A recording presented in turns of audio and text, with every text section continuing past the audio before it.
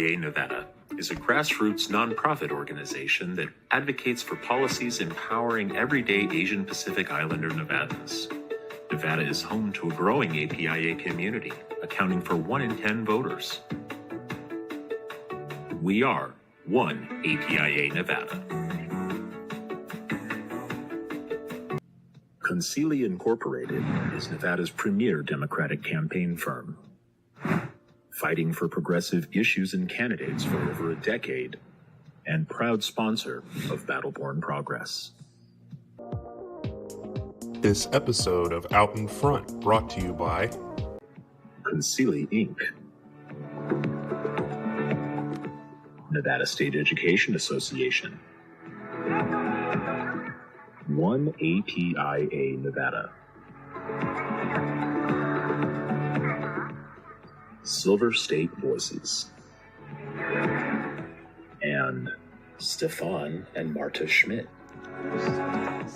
as well as our episode sponsors, Save Lives Nevada and Washoe Education Association.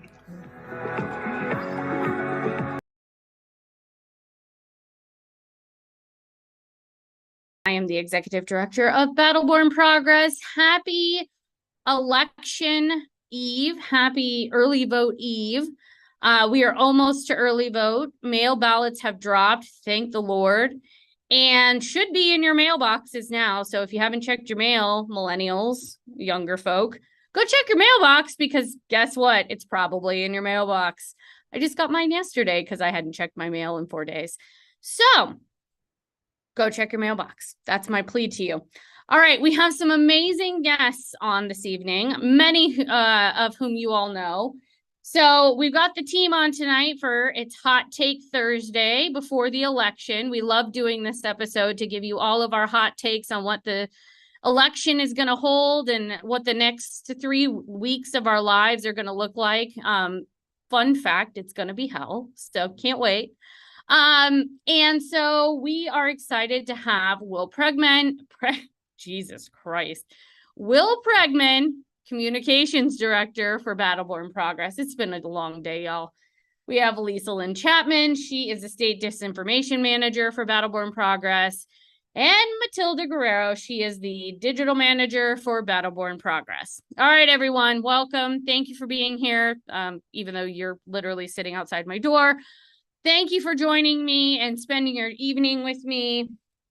All right, Mathilda, this is your first election cycle with us, but not your first election cycle generally. Talk to us about what you're most excited about this cycle, being here at BBP and IPN, and what you're looking forward to and what you've been working on the past couple of weeks.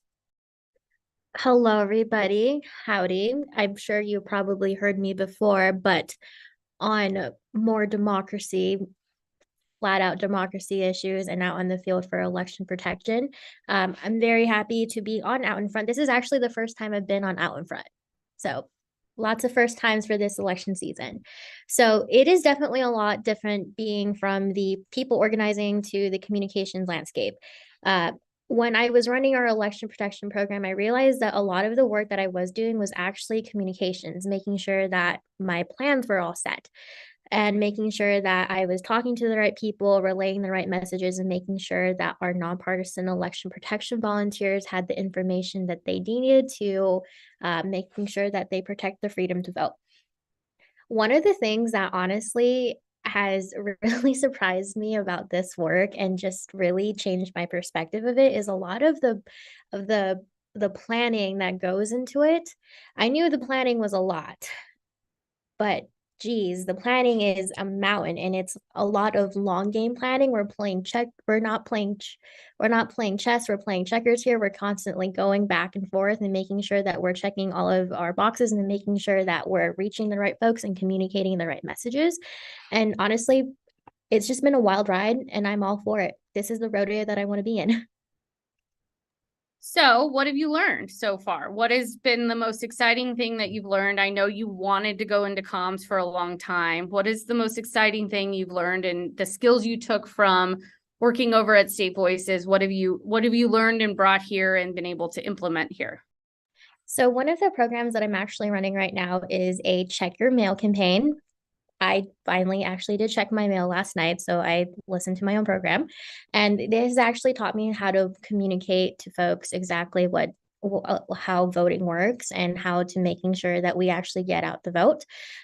It honestly is been really fun and learning how to do the digital aspect of it and learning how to place ads, how to communicate to folks, and how to make sure that we're actually communicating and reaching folks for where they're at. Nice. All right, Mathilda, I'll come back to you in a second. All right, Will, you have been in press conference hell. You've literally been doing a press conference either every day or every other day at this point with all of our fabulous partners. Talk to us about how this election is shaping up and some of the work that you've been doing recently on comms. Yeah, certainly. So, hi, everybody. Will back here again, joining you all for Out in Front. So, as Annette said, we've been doing a lot of press conferences and different press events. And that is all related to something that we call here in the biz earned media. So there's two sides to media coverage that you might see during election. There's both paid media, which takes the form of things like advertisements and billboards and signs that you see outside on the highway. And then there's also earned media, which is sort of the concept of doing things that attract the press and attention from media outlets in order to get your message out there. And so we here at Battleborn Progress, of course, are an independent group. We don't coordinate or endorse any candidates. But what we do is talk to voters to educate them about what's on their ballot every year and just who the candidates really are that are on the ballot. And when you talk about how this is shaping up, something that's been a consistent theme for the entire election and really for the past year of accountability work and things that we've been doing here is focused on making sure that Nevadans know who it is that really has their back and who is fighting for them. Even if that fight, may not always necessarily be perfect or may not always take the shape that we hope that it would. The fact of the matter is that the road to progress is a long one, and sometimes working with the best solution you have is what's necessary. And that's particularly true coming out of 2.5 years of COVID-19 pandemic. A lot of things were shut down. A lot of things were not as we usually expect them. I think all of us are a little bit still traumatized and reeling from those past 2 years and how that all affected us. But it's important to put in perspective, too, that we had elected leaders in office who were fighting for financial assistance for people that were in need of getting their rent paid or their mortgage paid, or who had small businesses that they needed to keep open, or who were concerned about the amount of resources that medical professionals had. And those are all things that are being that were fought for by certain candidates who are in office. That opposing them this year are candidates who maybe don't believe in doing those things, who take a every person for themselves approach, who may not have even believed in COVID or taken it seriously, and have criticized the way that it was handled because they simply have either absolutely no ability to empathize with others, or they just don't believe in science altogether. And on top of that, there are several candidates this election who deny the results of the 2020 election or continue to propagate lies and unproven rumors and things of that nature, attacking essentially the foundations of our democracy and our country, which we all know culminated in the January 6th attack on our capital. So there's very much at stake in this election. And I think that we're at a point where, people are struggling with higher prices, with inflation as the economy kind of readjusts from the pandemic period. and settles back into a newer normal. At the same time, you have major labor movements happening all around this country. Workers are fighting for their union rights, and so it's a very tense time where it feels like it's a big period of reckoning, as it always is every election. But I think that what we're really trying to communicate is that we are on the arc towards a better world that is possible, and that there are people that are actively fighting to take that away from all of us, especially communities that are historically marginalized, and they want to grant themselves with more power to decide how elections are adjudicated and run in this country, so that they can install their preferred puppets of billionaire and tech bro moguls into power. And so that's something we're really trying to prevent. So this election is extremely important. You hear that every year, but it really is coming to a head right now, with a lot of these kind of social and economic conflicts in our country. And we believe that the worker and the little guy always deserves to be empowered versus the billionaire or the corporation. And that's really the fight that we've been having in this country for the past century. So it's no different. We encourage everybody to get out to vote. Thank you for that, Will. I want to put a finer point on that, because this is about hot takes. You've been doing a lot of work on Adam Laxalt and Joe Lombardo and educating Nevadans about why they do not deserve, I'm trying to edit myself right now, why they do not deserve to be the governor, and why they do not deserve to be our next senator. In, a few words for both, tell us your hot take on why they both don't deserve those jobs. Yeah, so we'll start with Adam Laxalt.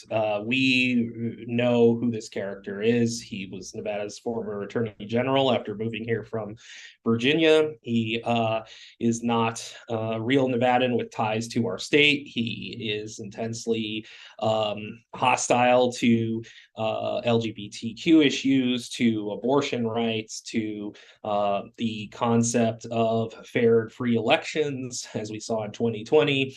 And he's somebody who was the face of the campaign to overturn the will of Nevada voters in 2020, and is now trying to cover all that up and pretend like he's not what he's been for years and years. But he's another Trump sycophant, probably the most pathetic one of all, because he doesn't even seem to be getting anything out of it compared to people like Dr. Oz, who gets a little media bump, or Herschel Walker, who frankly, is finding out a lot about his missing children and whatnot. Adam Laxalt, on the other hand, is just still a bottom feeder in spite of all the sucking up to Trump that he does. So it really is quite sad and pathetic. Joe Lombardo is a man, really, I think, if you watched the debate, the one and only debate that any of these candidates, who are cowards, by the way, really feel is, or that was held, excuse me, Joe Lombardo, I think, is utterly just unprepared for the job as governor. He's really not very well prepared for the job as sheriff. If you look at his record of lack of transparency in his department, that has resulted in deaths of his own officers from various different malfeasance behind the scenes, his cracking down on immigrant communities and bragging about it like it's something to be proud of is rather disgusting. And when asked about what he would do differently, because of course he's got a lot of special opinions of his own on how COVID was handled, and how Steve Sisolak has done in office, he really comes up short with answers. He doesn't know what he wants. He doesn't know what he believes.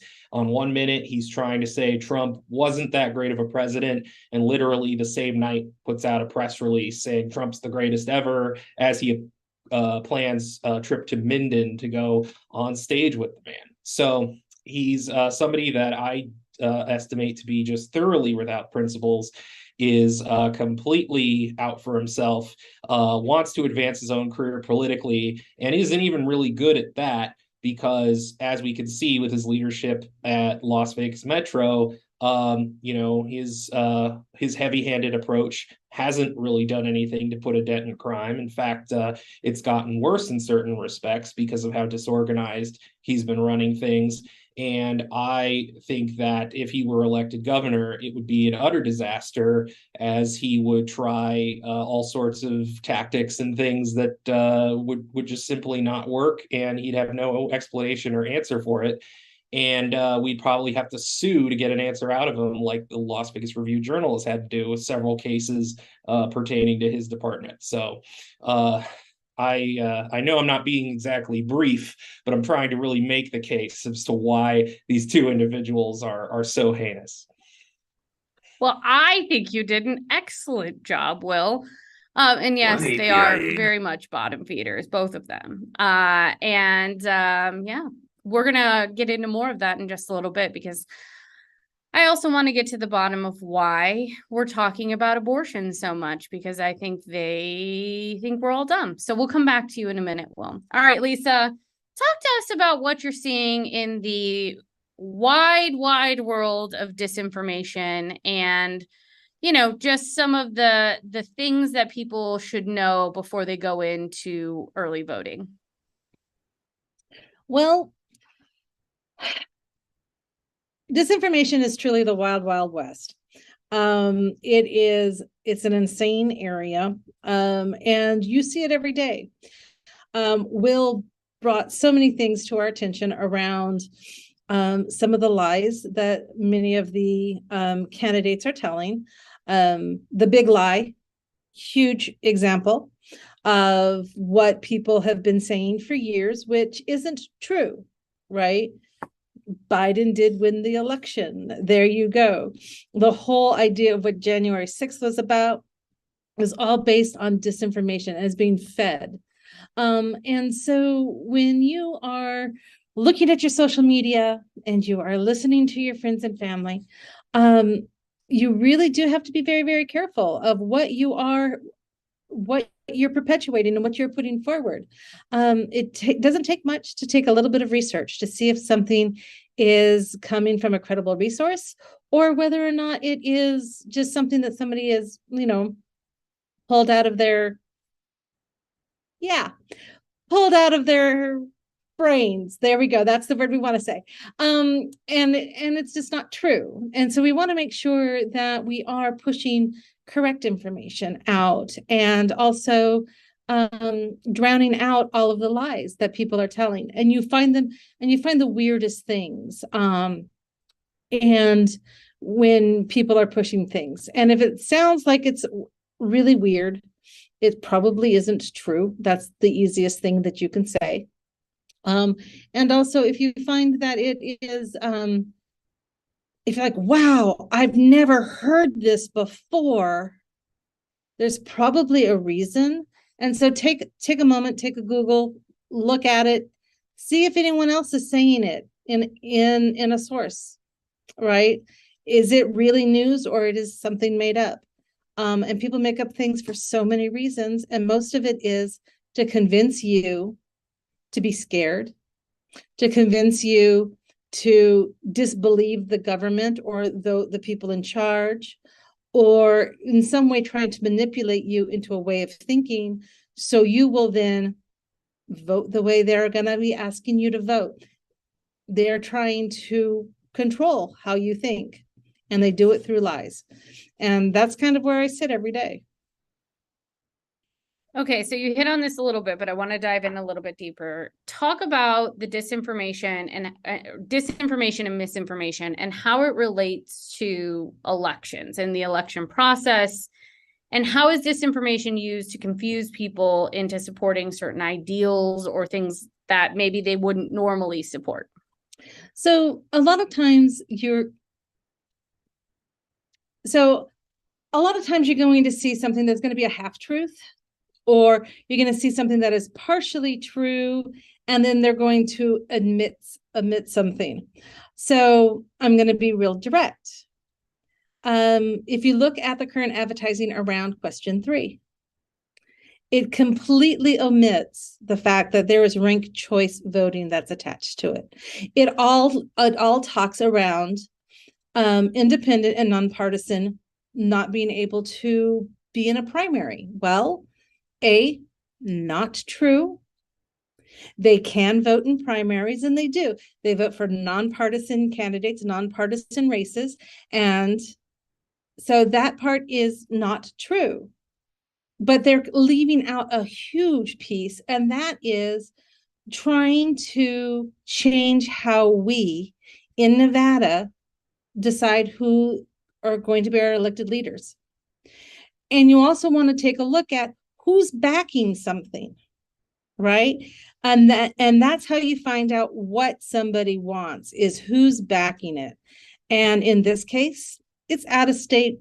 This is going to be out of state billionaires that are looking to influence and change how we do what we do, right? And that's not Nevada. This is not from Nevada. It is not about Nevada. This is from people from out of state coming in saying, we have a better way for you, but they're not giving you all the information. And so that is a really great example of how in elections disinformation works. And why do people do it? Because it does work. Because people are busy. People are going to believe their friend. And if their friend believes it, then obviously it's going to be a little more true. And they don't have the time to take a look at what the actual truth is. That takes a little time. However, I'm going to say there are so many easy places to find factual information, especially around the election. And I'm going to say, because I'm slightly biased, if you look at, I believe it is Nevada Vote Smart or Vote Smart Nevada. Which is it? Where are Vote Smart Envy. Thank you. Vote Smart Envy. And you are going to be able to find that information, that factual based information that is going to help you be able to make those decisions and make informed decisions. And that's really what we do in the disinformation land, is we try and find ways to get that information, that truthful information, out to you. We'll put that link in the chat too for everybody at home. VoteSmartEnvy.com. And then we also have our ballot guide, which I know has triggered several people already. And that ballot guide is NevadaBallotGuide.com as well. So for all the haters watching at home, I think our ballot guide's excellent and don't really care what anybody says. So for all the haters watching, no on question 3. Okay, next up, Mathilda, we're coming back to you because that's the kind of mood I'm in today. So let's talk about election protection stuff. I know that's where you spent a long time. You've been through a few election cycles. You've done a lot of things around that. Talk to voters about what they need to know as they head to the polls this week, or weekend, I should say. You know, we've got 2 weeks of early voting in Nevada. We've obviously got election day. People can vote in person. They can drop off their ballot. They can mail their ballot back. You know, if you're just talking to a regular voter who is maybe voting for the first time or who is needing more information, what should we tell them about our voting process here in Nevada, and what should they know?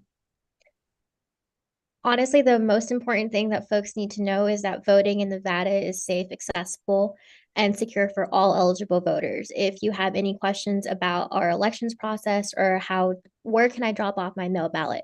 What color pen can I use to fill out my mail ballot? Do I have to sign the return envelope? The answer to that one is yes, sign the return envelope. But remember, now is not the time to try a new fancy signature. Sign it the way that you usually would. Check out votesmartenv.org. One of the most prominent things I would say is that if you come across a voting issue or you have a question and for some reason you can't find it on the on votesmartnv.org, you can call the nonpartisan election protection hotline number. This hotline number comes out in many different languages. The English one is 866-687-8683. There's also a Spanish one, and the phone number for that one is 888-839-8682. We also have one in Asian languages and in Arabic. And I'm sure someone from my team will be dropping those phone numbers in the chat, as I have just provided to you all in the chat.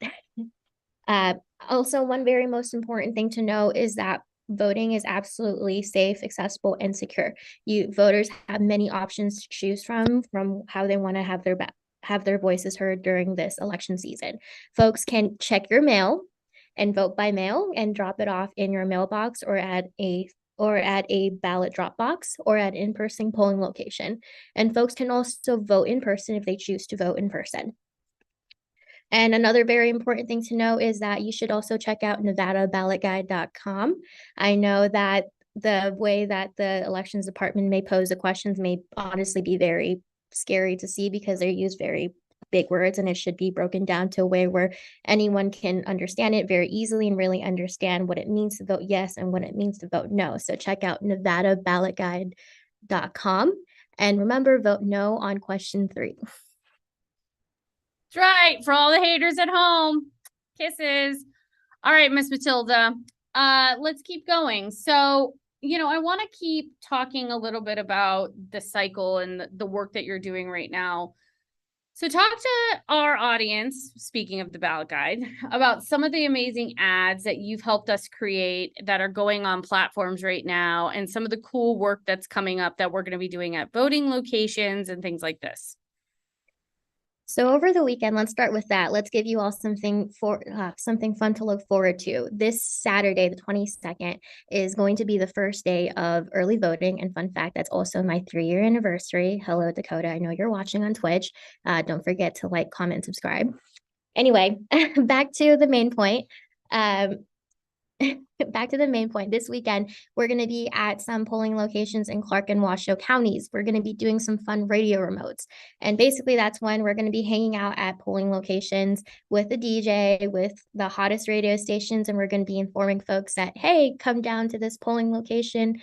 We're going to be playing some cool, sick beats, the hottest music ever. I hope that they play Midnight by Taylor Swift, since it comes out tonight at midnight. So catch me there. I will be putting in that request, but we'll also be at polling locations throughout early voting on election day, providing election protection support.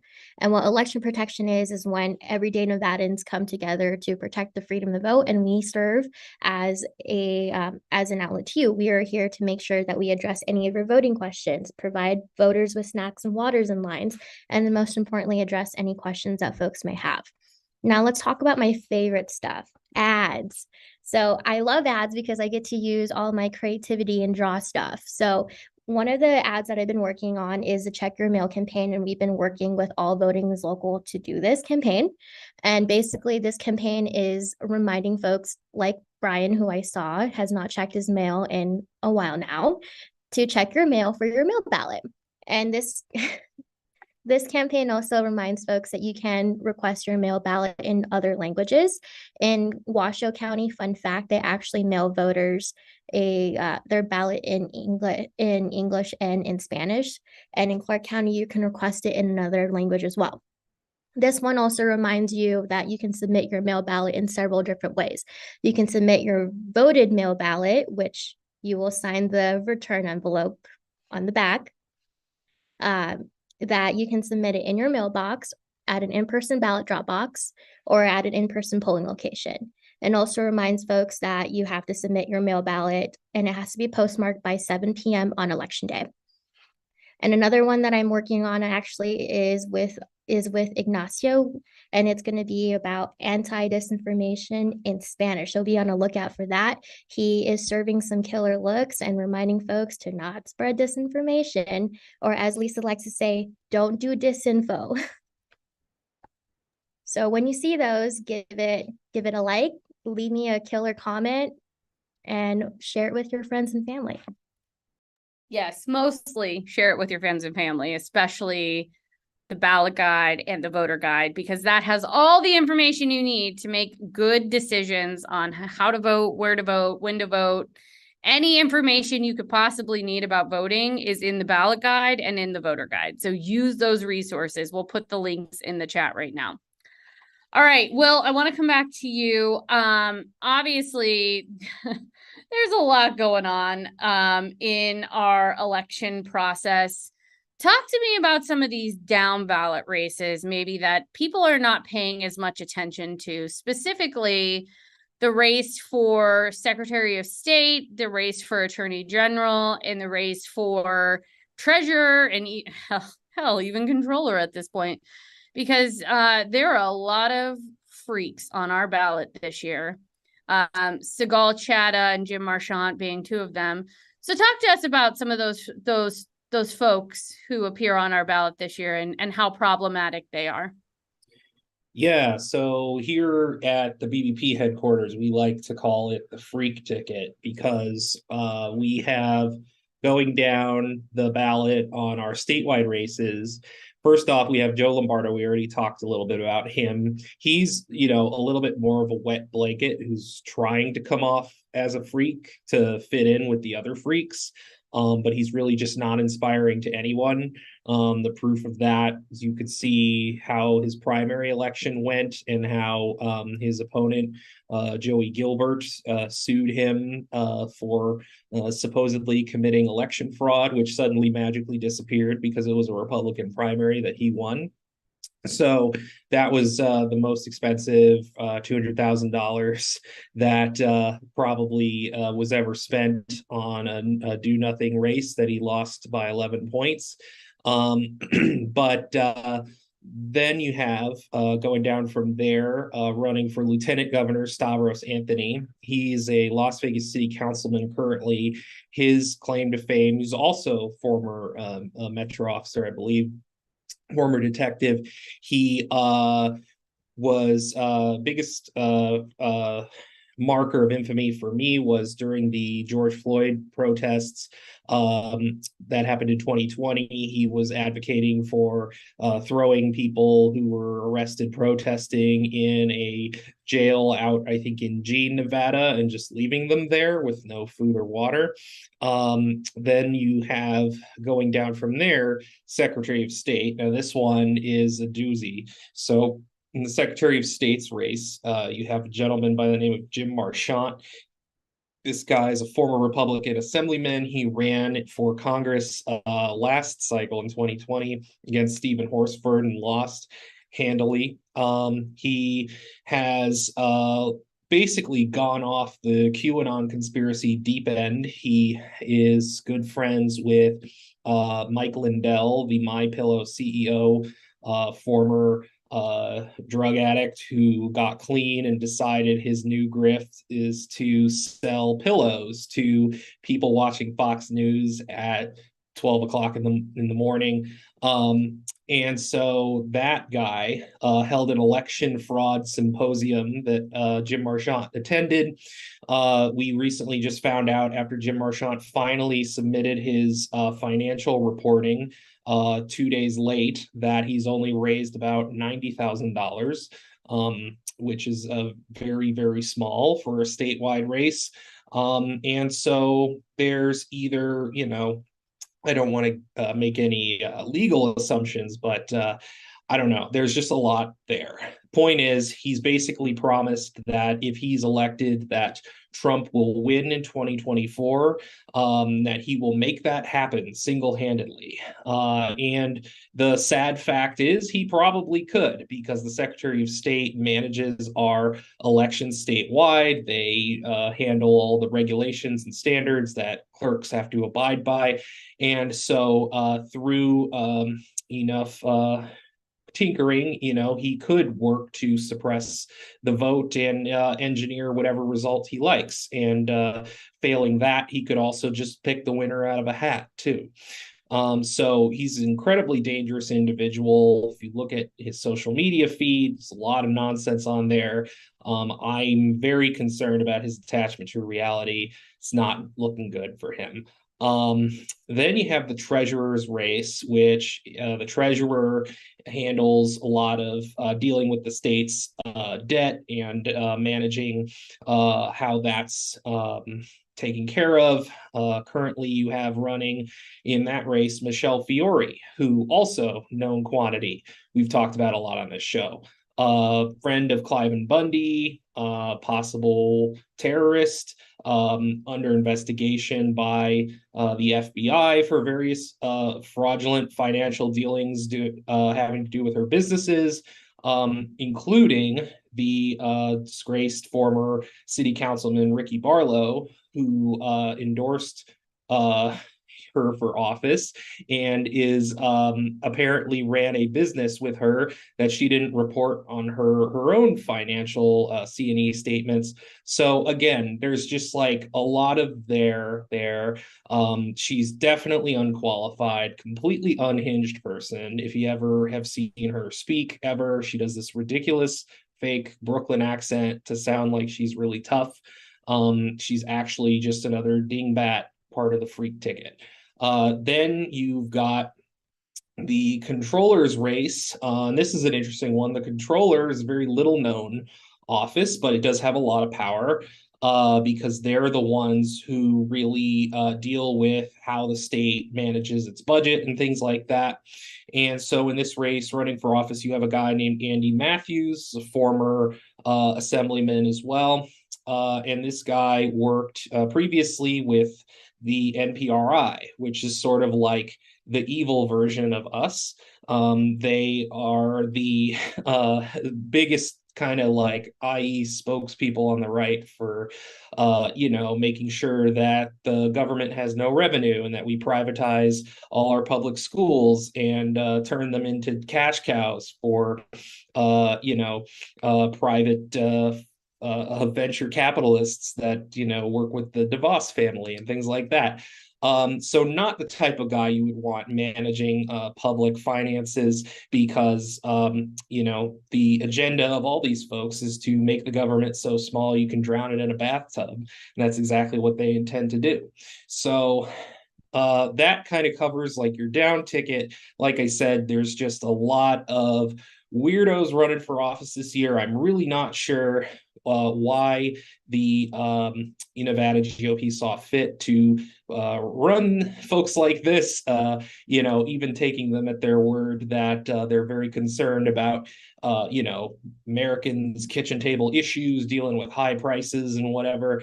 I think it's just baffling, frankly, that you would ever think that Michelle Fiore or Jim Marchant is putting your best foot forward. But hey, I'm not here to tell them how to run their lives. No, I mean, let them. It's horrifying. Will, we're getting a lot of questions in the chat. So just a reminder for our folks watching at home, we're here to answer all your questions tonight and give you our hot takes. So we're excited for that. Keep putting questions in the chat. Will, I am going to go to one question. Remember, friends at home, make sure you're sharing this with your Facebook, Twitter friends, put it on Twitch, share it with friends at home so they can watch. It's on YouTube. So make sure you're sharing with your friends and family because we want them to have all of the resources to make their voices heard in this election. Okay, one of our avid viewers, Laura Levitt, says, I normally don't like to label people, but how else do you explain to voters some of these candidates? # freak ticket. And I think that's really important because, Chuck Muth, Chuckles as I call him, said this weekend that we like to call names. And for the record, I only call people names when they deserve them. But, I really think it's important to examine why we have created this moniker, this label, or, have called people like Joe Lombardo, Slumbardo. It's not just because we're trying to be funny. Like, this is no laughing matter. This is actually deadly serious. And this ticket is dangerous up and down the ticket. And I want you to explain why these people are so dangerous, not only to our democracy, but to people's lives, real Nevadans' lives every single day. Go ahead, Will. Yeah, hi Laura. Thank you for the question. So there's a couple of things happening here. So I think that, on one hand, you have the people that are the true believers, as you might call them, the folks who have really gone down the rabbit hole and have decided, they believe that a secret pizza parlor in Washington, D.C. houses a sex dungeon for trafficked children, right?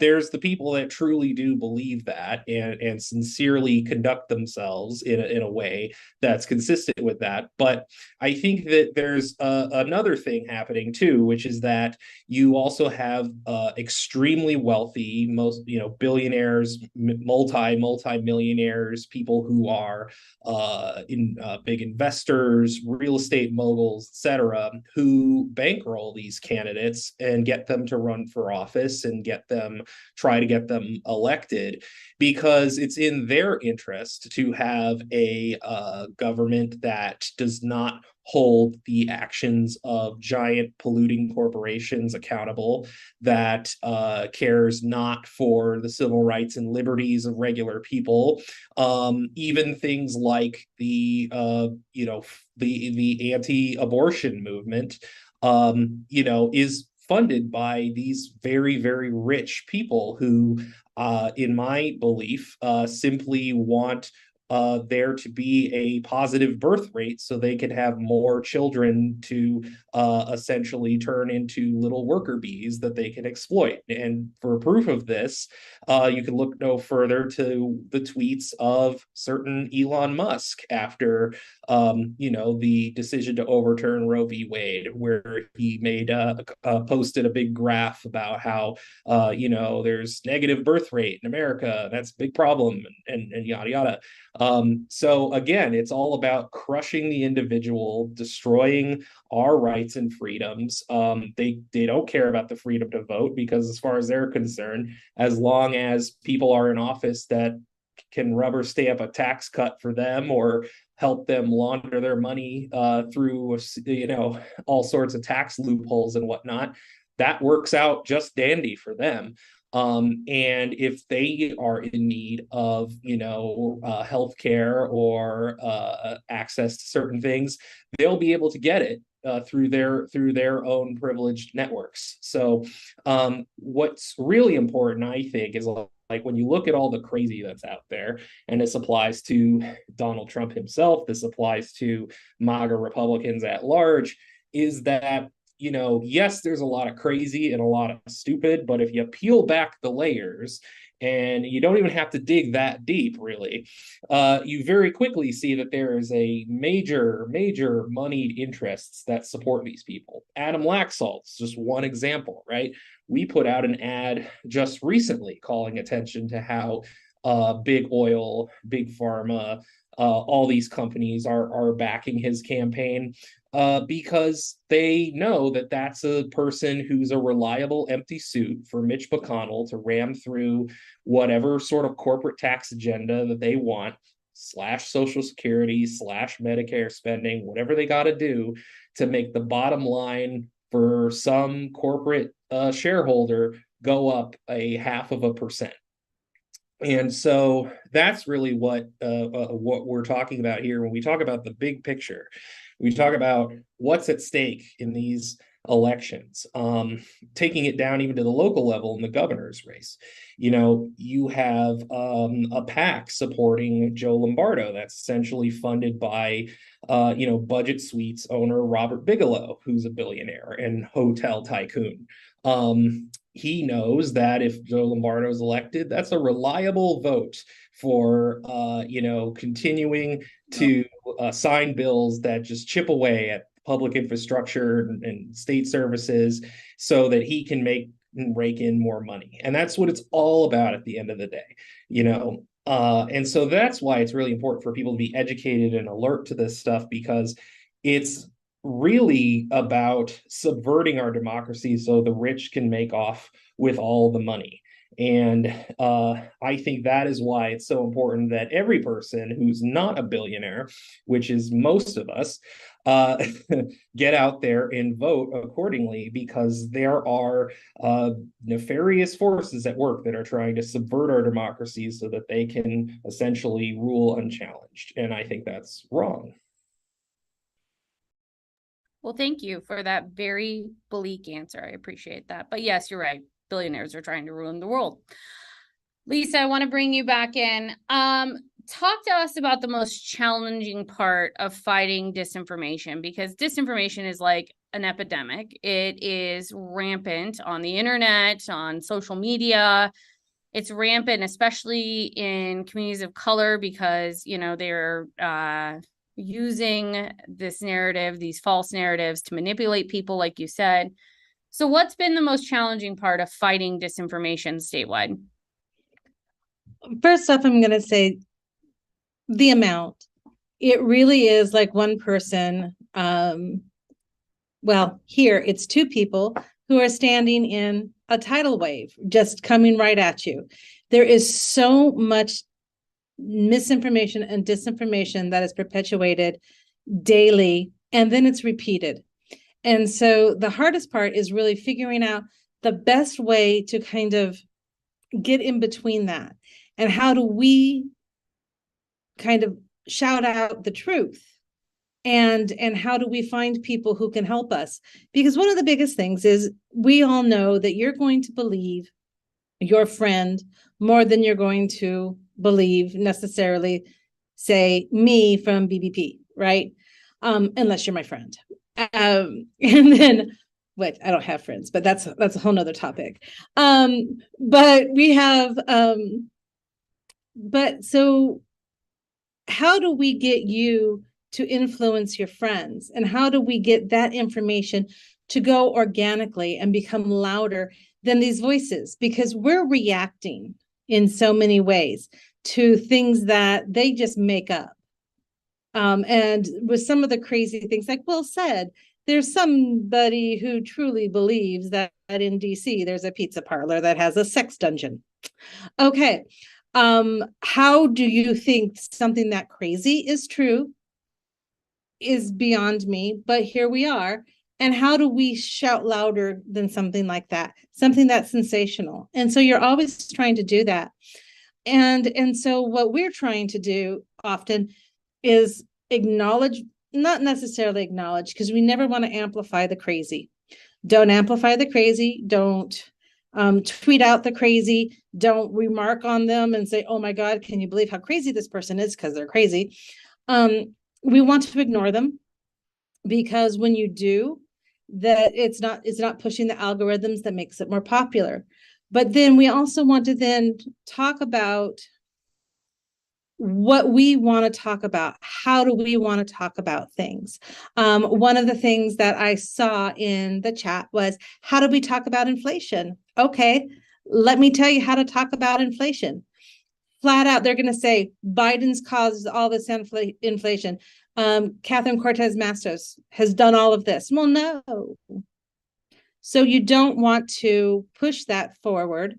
You really want to talk about, what are we doing to change this? How are our policies changing this? And our policies are very, very simple.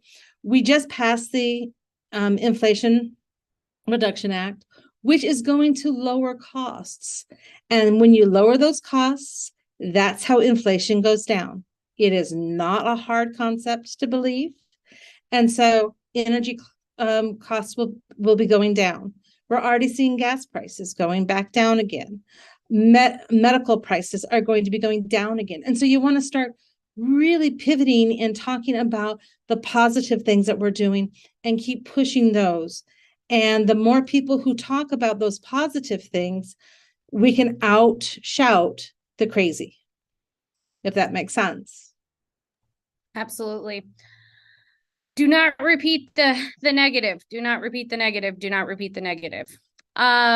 So this is your first election cycle, Lisa. I mean, obviously you've been doing this work in your private life for a while. And you've been a volunteer when I was at Planned Parenthood and other places, but this is your first time professionally being in the midst of all this. What's Yes. it been like, Lisa? How's it been? Is it different on the inside? So just gonna say, I spent 22 years circling politics, and I've been working on one particular issue for 22 years, right? And I would go home at 5 o'clock and I would go to bed. I would still have dinner on a regular basis. I got to see my cat on a regular basis. Life is a lot different when you're in the midst of this. It's crazy. It is frustrating. It's also exciting and invigorating and exhausting. There we go. So it's kind of this schizophrenic sort of way of functioning, right? But honestly, I love being here and I love the work that we're doing. And we have probably one of the most amazing team of people who really do inspire me to get up, get out here, do the stuff that I do. And we all work together because we all have a common vision. And that is a better Nevada for everyone. And I don't think you can do more important work than this. So thrilled I'm here. Think I'm crazy that I'm here, but I don't want to be anyplace else. It's like a sickness. You just never get out of it after you're sucked into it. It's fine. Absolutely. Okay, Mathilda, I want to come back to you. So you have done a lot of work in election protection. You were talking a little bit about that earlier. I want the viewers at home to know there is actually stuff they can be doing, not that doesn't even include knocking doors. I mean, you can obviously go knock doors if that's really what you want to do. You can make calls. We're doing text messages. If you want to help with text messages, put your name in the chat. Amber will get in touch with you. You can help with text messages. But there's also something really important called election protection, which we work with our C3 table on, Silver State Voices. And this is a program you ran for a long time. Now you're kind of on the other side of it. But talk to our viewers about what is needed and what volunteers are needed to protect everyone, regardless of party, everyone's right to vote this election, because we definitely need more volunteers.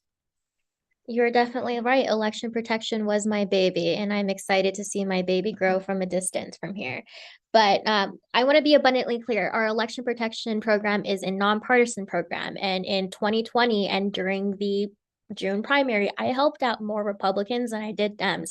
So that really tells you exactly how far our program really does go. What are election protection volunteers? Let me take a step back. This is everyday Nevadans. It's you and I even had my partner do this many times. Everybody under their sun coming together to do one thing, and it's to making sure that our family, friends, and our community members are able to have their voices heard at the ballot box. During this program, they provide training so that way you know exactly what to expect. You have the tools and resources that you need, and most importantly, you are supported throughout this whole program. You are in constant communication with someone from the command center, someone who knows the election law quite well, and they will teach you what election law is and be able to run the program well.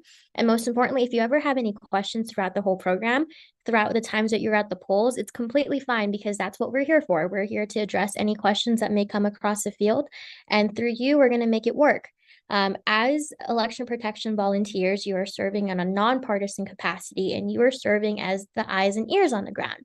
I used to say this all the time. I wish I could be in 100 different places at once, but with election protection volunteers, we make that possible.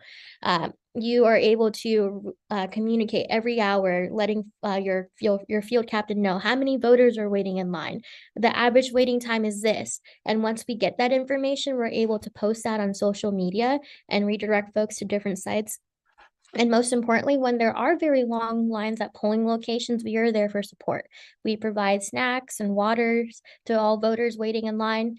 I remember in 2020, I bought a wheelchair, so we have wheelchairs, and we also provide sunscreen to all voters waiting in line. And what's very important about this program is that we are here to support voters. There were many instances where voters were leaving lines because they felt discouraged or they were unsure of certain things, and our volunteers were present and able to answer any questions that they may have and to provide them the support and resources they need to confidently cast their ballot. So would highly recommend registering to become an EP volunteer.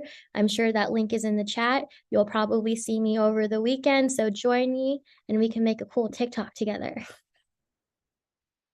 That's right. Yes. And the volunteer link is in the chat. We need volunteers statewide.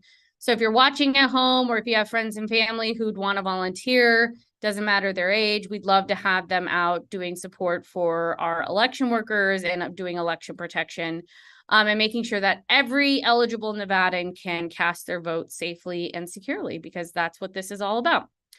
All right, Mathilda, we have a great question in the chat that I wanted to bring to you. Let me pull it up. Hang on one sec. So the question is from Jeanette, and she asks, what is the voting process? Has anything changed about showing ID when voting? And we get this question a lot, and we do not have voter ID in Nevada. I want to be very clear. There is no voter ID law in Nevada, but there are nuances to that. So what are some of the instances in which you might need to show an ID for, like, same day voter reg, things like that? And also, why do they encourage people to bring their sample ballot to check in? And what should people do if they are asked to show ID just out of the blue? So I'm going to address that last part. Nevada is not a voter ID state. We are a signature verification state. If anyone out of the blue ever asks you to see your ID, that is no, do not show them your ID. Report that immediately. Most of the time, you'll probably see a nonpartisan election protection volunteer. They're going to be wearing some cool, nifty black shirts that say election protection, and report it to them right away, because that should not be happening. If that is happening, that is a big red flag, and we need to get that addressed immediately.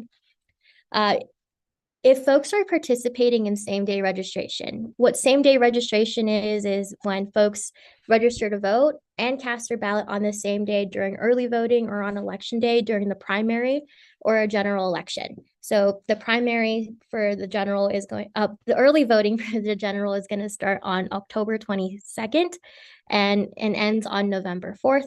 And election day is the 8th.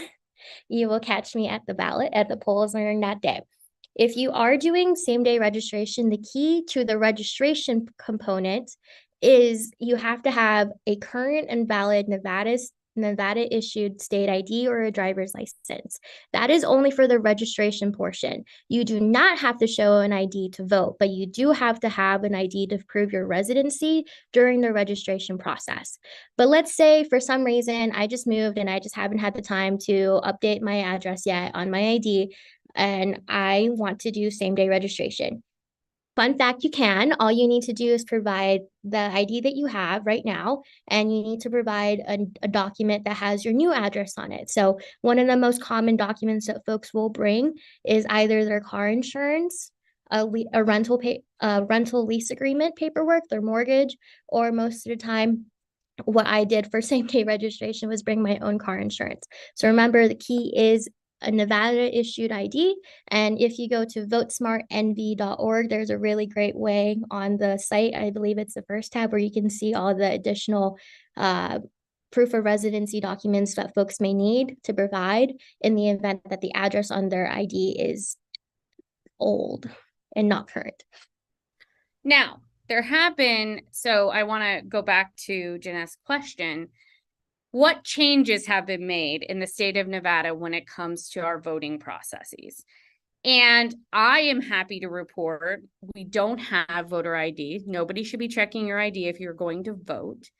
But we have updated our voting process in really positive ways. We've actually been moving forward. This is why Jim Marchant, frankly, is so dangerous and should never be near an elected office, is we have made so much progress under a Republican Secretary of State. I want to be very clear about that.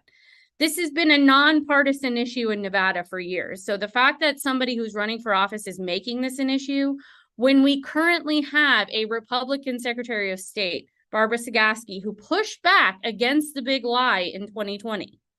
That is why it's so disappointing to have people like this on the ballot running. But I want to talk about the positive bills we were able to pass in 2019 and 2021 through the Nevada legislature that Governor Sisolak signed into law, pushing forward voting rights for all Nevadans, and some of the work that you're most proud of that we were able to move forward in Nevada. I will biasly say that my favorite bill actually came from the previous legislative cycle. It's called Assembly Bill 121, and that was spearheaded by Assemblywoman Leslie Cohen and one of my very dear friends, Dora O'Shell Martinez, who is my shiro. And what this bill does is that it allows voters with disabilities the option to register to vote, request, and cast a uniformed and overseas ballot through Nevada's effective absentee system for election. What's amazing about this bill is that this is really what it means to meet voters where they're at and to making sure that folks with disabilities have the option to be able to cast their ballot in a way that is most accessible and secure to them. One of the reasons why this is one of my most favorite bills is because during the committee hearings, Dora was actually mentioning about how folks who are quadriplegic and unable to move from the neck down are able to use a sip and puff device to be able to do daily functions. And with the onset of Assembly Bill 121, voters with disabilities are able to do that, just that, with the technology that they are able to use at home. And another one of my favorite bills is Assembly Bill 431, which came from the 2019 session. And this allowed formerly incarcerated Nevadans, regardless of their probation or parole status, the option to register to vote and to vote. And what's amazing about this bill is that one of my very dear friends, Jageda Chambers, works very closely with this community, and what he says consistently is "Sí se puede," and what that means is yes, I can, yes, I can, yes, you can vote, yes, you can register to vote, and this really is what it means to meet voters where they're at. And another one of my passion bills is Assembly Bill 321, which came from the previous leg cycle. And what this bill does is that it does a bunch of amazing things.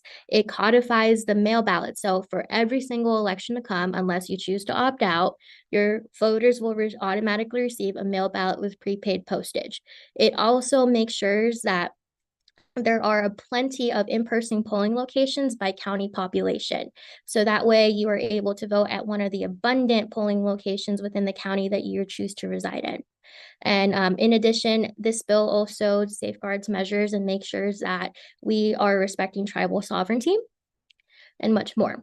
There are lots of cool things about this bill, and I'm sure I could ramble on about it for the next few hours, but to save myself some breathing space and for you all, they're all on votesmartnv.org. So that's also another reason why you should check out votesmartnv.org. And if you want to know more reasons why you should vote no on question 3, because fun fact, voting is not the same as ordering chicken tendies at a restaurant.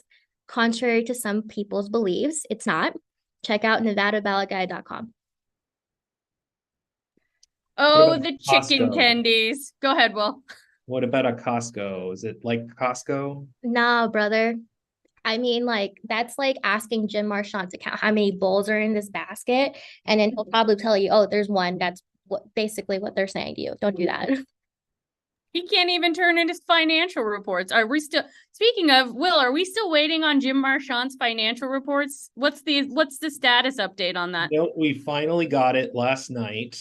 So it's 2 days late. And so there's a couple of interesting things about it. Number one is that he's only purportedly raised in this quarter about $90,000 and has spent about half of that. So he has about just under $50,000 cash on hand.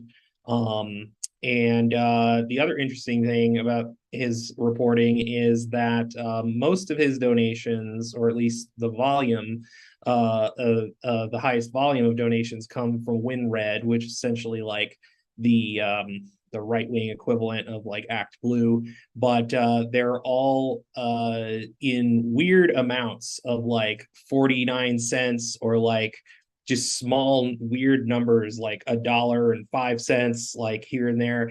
And so my theory is that he's just reporting like the credit card processing fees as his in-kinds rather than actual donations.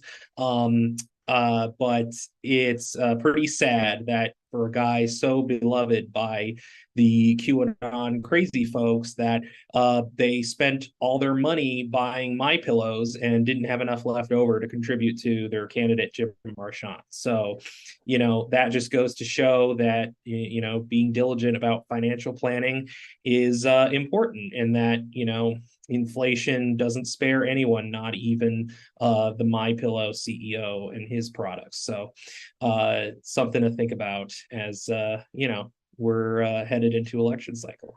I think the biggest thing that puzzles me about the Jim Marchant not turning in his financial reports is this is the man who's running for the office that is requiring people to turn in their financial reports, because it's the Secretary of State's office that actually mandates that PACs and candidates turn in those financial reports. So if he can't do that on time, like what the hell makes him qualified to run for this office? Also, if he's counting couch pennies as campaign contributions, I don't know if I want him running a government entity. I just feel like that's a bad decision. Yeah, kind of, sort of. I mean, also deadlines, an important aspect of running elections, pretty critical to, make sure that like things happen on a particular timetable, because, especially when you have conservatives always bleating about, oh, the results taking too long. It's going to, we're not going to be able to trust them if we don't know on election night. It's like, okay, well, guess what? Hand counting ballots takes forever.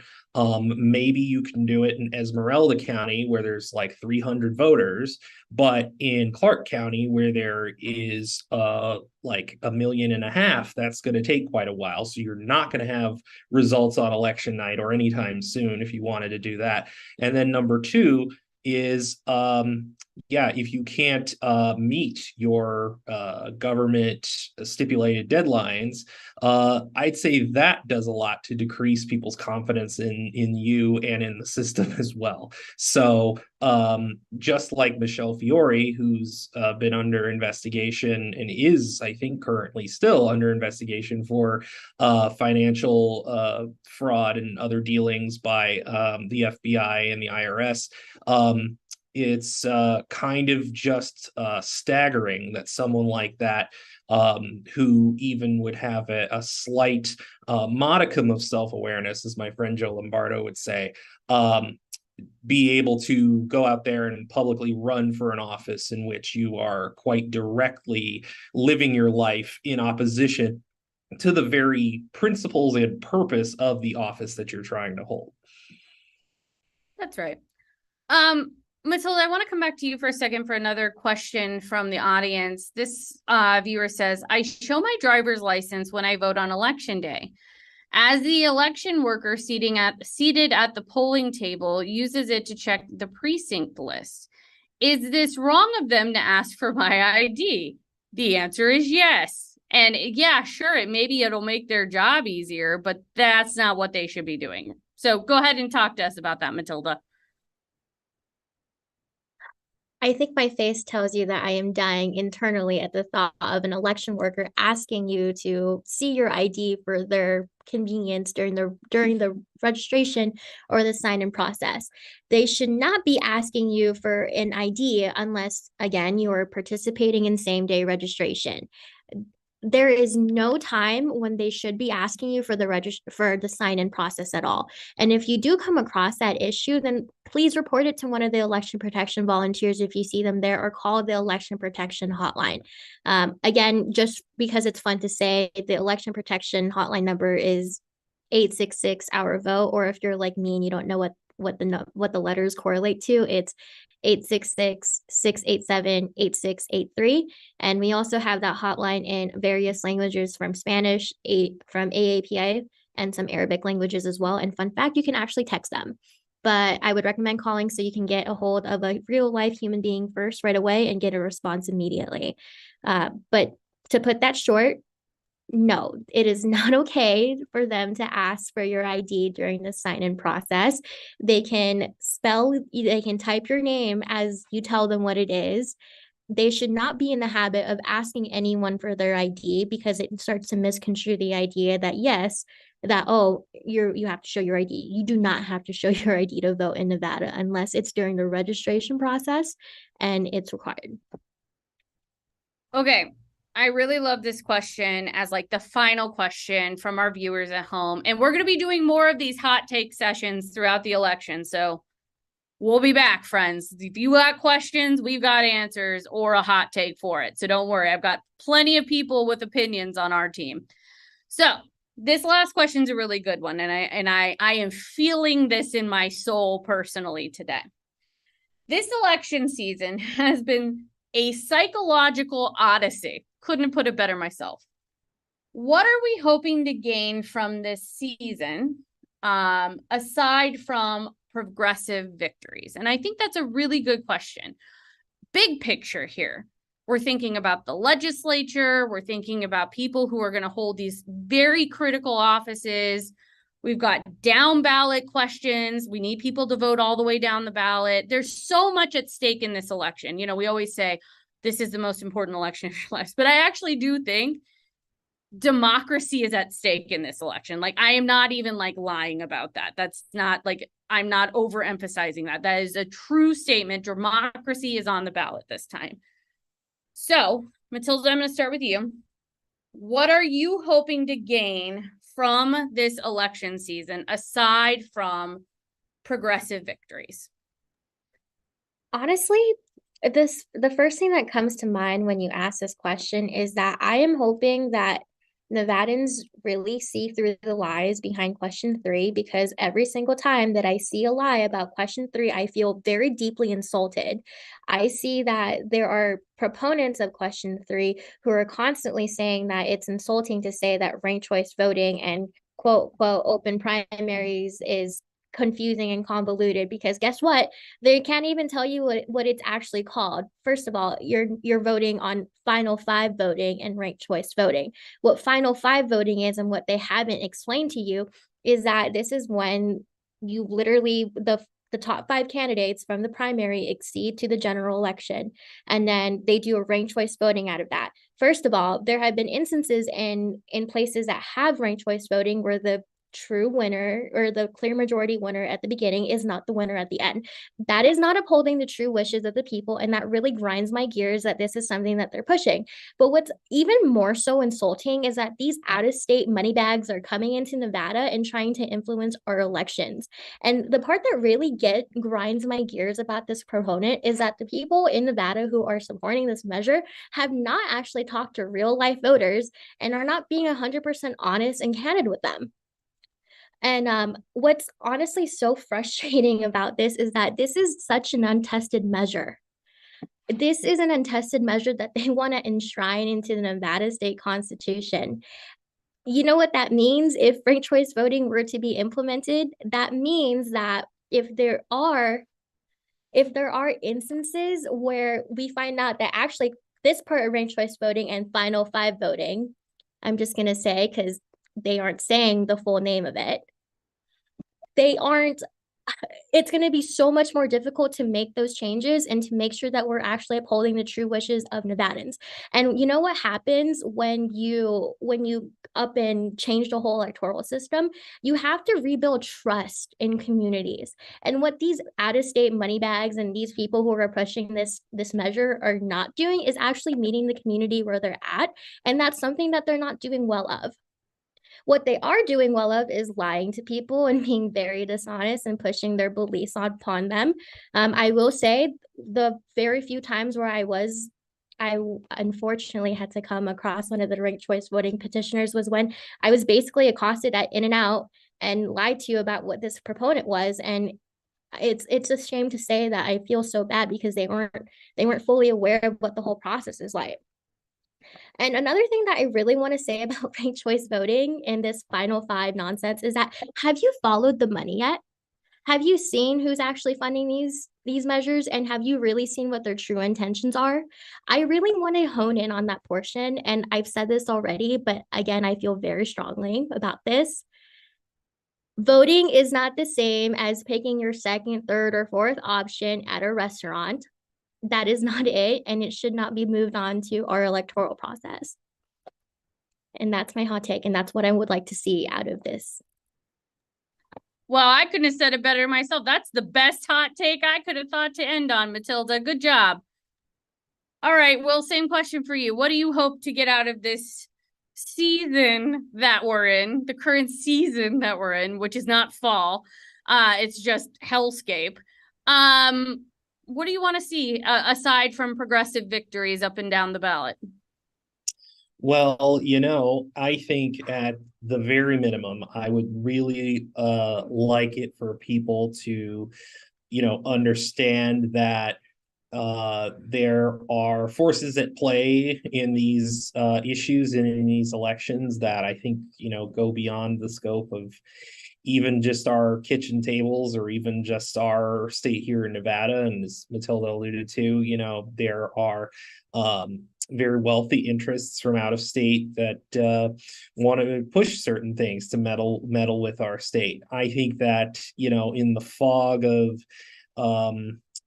falsehoods in the 24-hour news cycle and how we're all inundated with news story after news story of accusations of all sorts of malfeasance. I think that people really need to focus down on like the fundamentals of where we've taken this state in the past few years. We've managed sure to have statutory protections for abortion access, managed to expand the freedom to vote in ways that are incredible. Nevada's taken a lot of steps on gun violence that are even being emulated by the federal government in their own policy. And we also have opportunities to do other great things in the state too, like designate a new national monument and make sure that we continue lowering the cost of prescription drugs, as was done with the Inflation Reduction Act, and as Governor Sisolak has worked to do with the Northwest Drug Consortium and Array card and all that. And so I think that it's important for us all to take on the perspective of, while things have been very, very challenging these past few years, that Nevada has really come a long way and has really always in the past few election cycles managed to shock the nation in just how well we're able to pull things off. And I hope that Nevada continues to retain that identity going into these next couple of weeks in 2022. So I think I'll summarize with that. Lisa, same question for you. What would you like to get out of this season of life? I want to see a rebuke of Trumpism. There you go. That is, and I don't want to have a job. I do not want to have this job of being the state disinformation manager. Seriously. Because this is a job that should not happen, right? We should not be in a place where someone like me has to exist in a job. And so what do I want to see? I want to see a different job because I don't want to be necessary anymore. I want the lies to stop. I want people to quit thinking that that institutions are all about lying to you, that the media is a horrible thing, that that public health is trying to kill you, that just general things that make our society are bad and they're evil in some way. And I am sorry, but unless you are doing peer-reviewed research, you are not doing your own research. You are reading confirmation bias on the internet and you're thinking, okay, this person says it, so it's true. No, it's not. That is not research. That's confirmation bias. And if I see nothing else, I want to see another job. Still here, but just not this one. right, Lisa. That's right. Once you're in the blood oath, you're never getting out of it. So I think for me, and I saw another question from Ginny and Dan Kruger in the chat, and I'll get to that in a second. For me, my campaign eve, election eve wish would be that people don't believe the bullshit and the garbage lies on abortion. And I actually just explained this to my neighbor the other night, because a lot of my time in this work was spent at Planned Parenthood understanding our abortion laws in Nevada. So let me be abundantly clear and take this to your friends and family at home.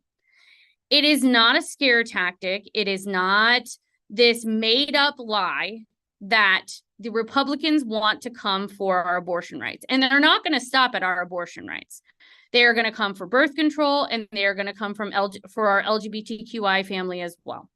They have said that. Clarence Thomas said it in his rebuttal to all the nonsense when Roe came out. What I know, and this is fact, I'm not blowing smoke here. Yes, it is codified in our Nevada revised statutes. Roe versus Wade is codified in our Nevada revised statutes, not in the Constitution, in the Nevada revised statutes. It would take another vote of the people to overturn that. Absolutely. But let me be very clear. Federal law supersedes state law, which means if there is a federal abortion ban that is passed, which we already know Lady G, Lindsey Graham, has put in on the desk, and it is going to be the first thing they do if they get control of the Senate and the House. They will move this forward if they get control of the Senate and the House. That is what it's at stake.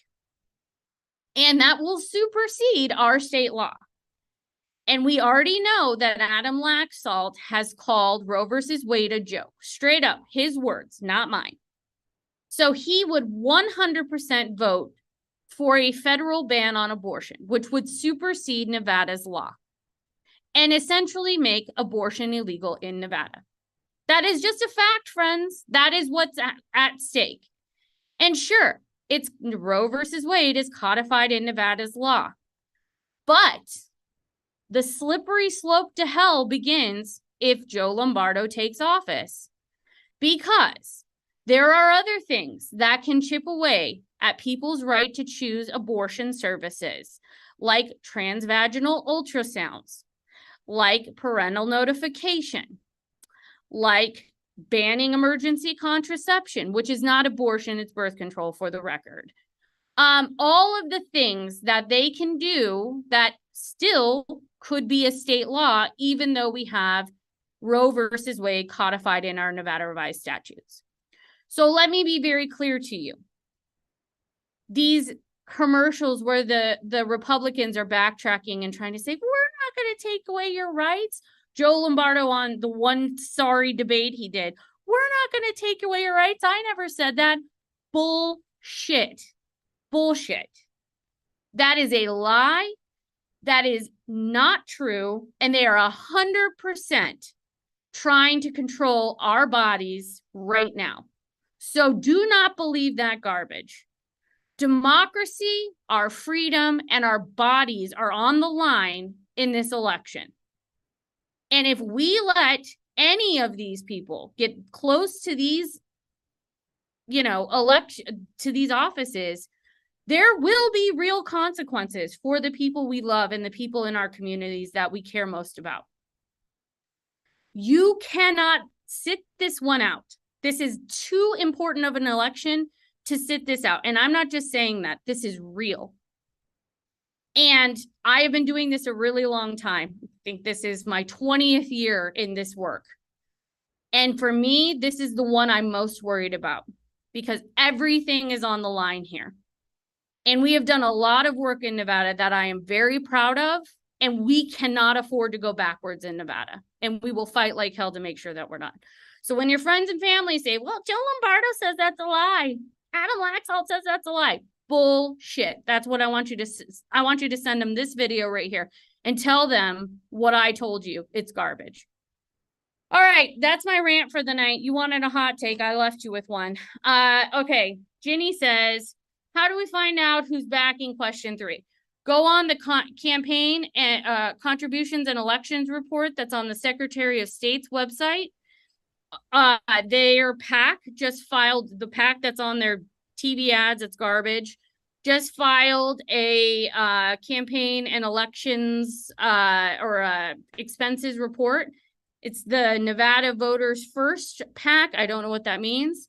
Go on their PAC C&E reports and look at all the out-of-state billionaires that just spent $17 million trying to get this you and I to believe they're garbage. And also, Annette, we did put some of the people up in the chat already. We've got some billionaires and Catherine Murdoch from the Murdoch family. Let's just think about that for a little bit. Hedge fund billionaire Kenneth Griffith, and some Texas billionaires because they're so progressive. And then we also have the Nevada Association of Realtors, Station Casinos and Wynn Resorts. So that's who's pushing this locally. So follow the money. I mean, that is one of the best ways to figure out who's doing what to whom. All right, friends, that's our Hot Take Thursday for you. Thank you to Lisa, Mathilda, and Will for all of their good work during this election cycle. So much more to come. Just a reminder, early vote. Well, first of all, check your mailbox if you haven't, because your ballot's in the mailbox. If it's not in the mailbox, call the elections department. They have until the 25th to get it to you. But if it's not in the mailbox and you're worried about it, just call the local elections department in your county and they will help you. They're amazing. And then early voting starts this Saturday all across the state, October 22nd. You can literally vote anywhere in the county that you're registered. So if you live in Las Vegas, you can go anywhere. If you live in Reno, you can go anywhere within the county that you're registered. So you don't have to go to precinct locations anymore. You can vote anywhere during early voting. We also have same-day voter registration. So if you're not registered to vote or you need to update your information, you can register to vote same day in Nevada. Early voting will end November 4th. There is no voting over the weekend between the last day of early vote and election day. So you have 2 weeks to early vote from October 22nd until November 4th. And then obviously you can vote on election day. You can mail in your ballot. You can drop off your ballot at any location, any voting location, or you can go vote in person. You have so many options. So go vote, please. We need your vote. All right, everyone. We will be back out in front with you next week, Thursday, live at 5 with all kinds of election updates. So you're going to want to tune in. We'll have all kinds of facts and figures coming at you about where we're at in early voting, the totals, all of that good stuff. So make sure you tune in to our Facebook, Twitter, Twitch, all of the places next week, Thursday, live at 5. Thanks so much, everyone. Stay safe and healthy, and we will talk to you soon. Happy Election Eve. It's about to start. Go vote.